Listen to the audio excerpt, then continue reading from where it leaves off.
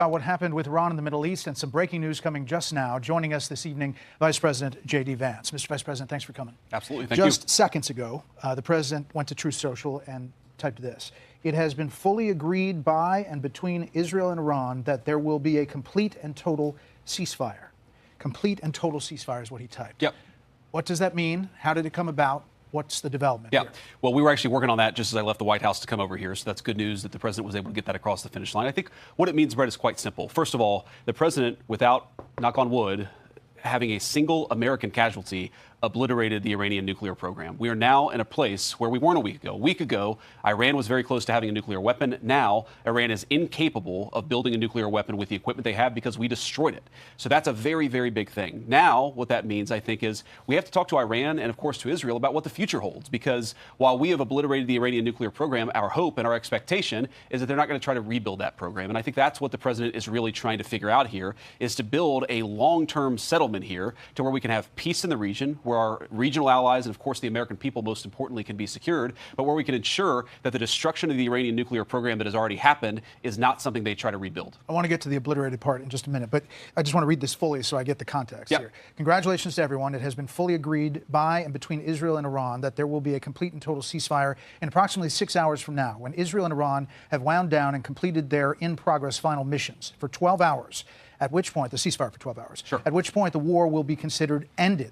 Officially, Iran will start the ceasefire, and upon the 12th hour, Israel will start the ceasefire, and upon the 24th hour, an official end to the 12-day war will be saluted by the world. During each ceasefire, the other side will remain peaceful and respectful on the assumption that everything works as it should, which it will. I would like to congratulate both countries, Israel and Iran, on having the stamina, courage, and intelligence to end what should be called the 12-day war. This is a war that could have gone on for years and destroyed the entire Middle East, but it didn't and never will. God bless Israel. God bless Iran. God bless Iran.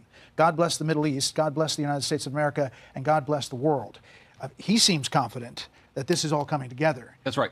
And when you left the White House, were you thinking this was all gelling here? When I left the White House, I thought that we might be able to get it across the finish line before this broadcast, and it looks like the president has been able to do that. I mean, look, he's been working the phones constantly. Frankly, before the 12-day war started, but certainly over the past 12 days, the president's been extremely clear about America's national objective here. It is to create a world where Iran cannot build a nuclear weapon. We, of course, destroyed the nuclear program that they had, and the president told the entire team, we're going to work to make sure that they don't try to rebuild that nuclear capability in the future.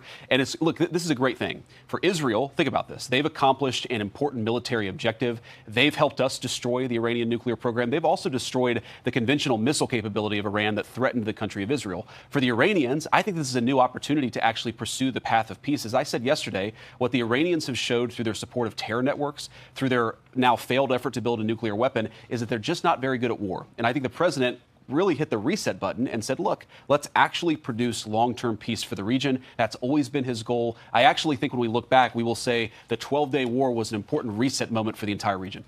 Would you be surprised if Iran is sending out signals that it doesn't have a specific ceasefire plan? How would the communication have been with the Iranians to get this level of confidence to put out that detailed statement? Well, one of the things I've learned, Brett, about the Iranians in the past, 4 or 5 months that I've been in this job is what they say publicly and privately can sometimes be very different. I think what the Iranians have shown very clearly is they don't want this war to go on for much longer. Their air defenses have been totally destroyed. Their conventional missile program has been largely destroyed. And of course, their nuclear program has been obliterated, as I said before. So I think the Iranians are at a place where they don't want to keep on fighting. You saw the president, and I don't have the truth in front of me, but he talked about the next 6 hours finalizing the attacks. I mean, I think what he's talking about is right now, for the American people watching, it's dark over there. That's typically when the Israelis and the Iranians have been shooting at each other. I think there's some recognition that that might continue for another few hours. And tomorrow really is a new day. The end of the 12-day war, the end of the Iranian nuclear program. And I really do believe the beginning of something very big for peace in the Middle East. So you said totally obliterated. The president has said totally obliterated the Iran nuclear program. Yeah. Do you know for sure where all the highly enriched uranium is?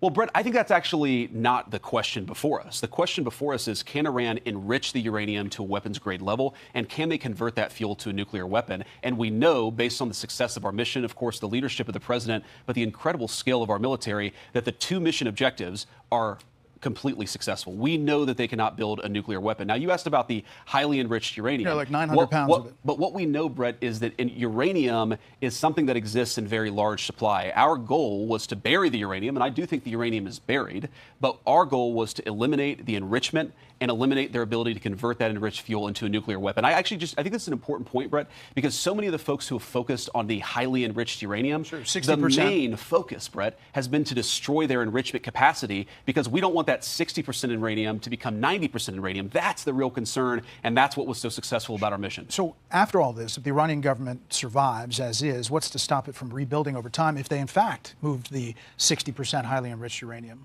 That's the concern. No, the big concern, Brett, and this is, again, what we destroyed, is their ability to enrich uranium. If they have 60% enriched uranium, but they don't have the ability to enrich it to 90%, and further, they don't have the ability to convert that to a nuclear weapon, that is mission success. That is the obliteration of their nuclear program, which is why the president, I think, rightly is using that term. But here's the question. If Iran is desperate to build a nuclear weapon in the future, then they're going to have to deal with a very, very powerful American military again. Our hope is that the lesson that the Iranians have learned here is, look, we can fly a bunker buster bomb from Missouri to Iran completely undetected without landing once on the ground, and we can destroy whatever nuclear capacity you build up. I think that lesson is what's going to teach them not to rebuild their nuclear capacity. Yesterday, were you speaking on the president's behalf when you said he was not interested in regime change? Well, Brett, what I've said is the American military, that is not our mission as regime change. Our mission was to destroy the nuclear facilities and the nuclear program of Iran, which we, of course, did. I think what the president's also said is that the Iranian people want to make a decision about regime change. That's between the Iranian people and the regime. Of course, we support freedom fighters all around the world, but our mission was to destroy the nuclear facilities, and that's what we did. So you don't think there's any mixed message when he goes to Truth Social and says it's not politically correct to use the term regime change, but if the current Iranian regime is unable to make Iran great again, why wouldn't there be a regime change? Miga. Well, I think what the president is saying very clearly, Brett, is if the Iranian people want to do something about their own leadership, that's up to the Iranian people. What the American national security interest here is very simple. It's to destroy the nuclear program. That's what we've done. And now that the 12-day war appears to be effectively over, we have an opportunity, I think, to restart a real peace process. And Brett, this is not just about two countries, Iran and Israel. All of these Gulf Arab states, they want peace. They want to invest. They want to build artificial intelligence hardware. They want to sort of come into the new economy. And that was impossible when you had Iran that was, as the president said, acting like a bully across the Middle East. We really think that if the Iranians are smart about the path forward, this could be a new dawn of an economic age of prosperity, of course, for our Gulf Arab allies, for us, for the Israelis, for everybody, but it's going to require the Iranians play it smart from here. The president called it very weak, the Iran missile firing on the U.S. base in Qatar, Al Udeid. Was it a face-saving move? How do you get from that, firing missiles at a U.S. base, to a ceasefire, as he details in this Truth Social? Well, as the president said, they actually gave us some warning here. And we think they gave us some warning because they didn't want to kill Americans and they didn't want to escalate. There's definitely some symbolism to this, Brett. If you look at the Iranian attack, it was 14 missiles that they telegraphed ahead of time. We dropped 14 bunker buster bombs. As the president told me earlier, our bombs were a little bit bigger than their bombs. Our bombs actually accomplished the goal of eliminating their nuclear program. But look, we're happy, again, to restart the peace process as the president just did today. Was the message delivered directly to the U.S. or through an emissary? The message is always delivered through some sort of intermediary. That's been consistently true of the Iranians. Of course, we'd love to talk to them. The president's been clear about this. We'd love to have a direct conversation about how we move this thing forward because, again, we got to step back here. Why did the president do what he did over the past week? It's so that we could destroy their nuclear program. If they try to rebuild it, they're going to be on the wrong end of American power once again. We don't want that. I think they don't want that, but the ball's in their hands. You've been reluctant or at least cautious about getting engaged previously, and that has been public. What made you sign on to this action this time? Well, I think the president has been very clear, and I've always agreed with the president, that Iran can't have a nuclear weapon. And you try to run the diplomatic process as much as you possibly can. When the president decided that wasn't going to work, he took the action that he had to take. Now we're in a new phase. That action was successful. We had a wildly successful military operation to take out their nuclear program. Now let's go on to the next phase. And I think the president, look, sometimes he's willing to use peace. Sometimes he's willing to use the military. I think it really depends on what the Iranians do from here. And what do you think they do from here? Well, it's an open question, Brett. I don't want to predict what the other side will do, but I think that I know what we'll do if they continue to pursue a nuclear weapon. And I hope they don't choose that path because I know the president wants to see the Middle East become peaceful and prosperous in the future. That's not going to happen if Iran pursues a nuclear weapon again. And for the people, so we talked about the people who believe that this is going towards World War III, especially in your own party. There's a section that's very vocal. There's another section that says you should take out this regime because it's evil and horrible and has done horrible things for decades. How do you square those two sides? And can this regime stay in place and still have a peaceful, reaction relationship with the U.S.? Well, I think the president has squared those two sides quite well. One, because he's the leader of the movement, and a lot of people trust the president, as they should. They recognize they're not seeing the same intelligence. They're not seeing the same classified documents. They trust the president to do a good job. But importantly, Brett, I think he's threaded the needle quite well here. We had a very particular objective. It was profound and difficult to accomplish. Do you think the elimination of the Iranian nuclear program, and I think the president successfully did that. You're asking, were the Iranians close to a nuclear weapon?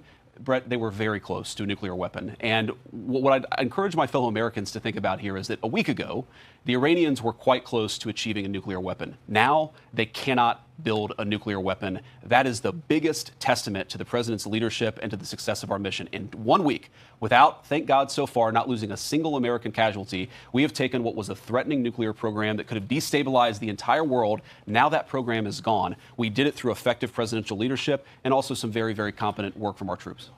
How often does it happen where you're going to do an interview and you get a Truth Social seconds before? You have some sense of it, but it's pretty detailed, where you are being asked about something the president has just put out. In this administration, Brett, it happens quite a bit, actually. But we knew this was coming. The draft, it was interesting. I just read the draft about 2 minutes before we went on the air. It was a little bit different from what the president had showed me a couple of hours ago. But again, I knew that he was working the phones as I was on the way over here. So I knew exactly what we were going to do. And look, I love that about this presidency and this administration, is he's always working. He doesn't say, the vice president's going to do an interview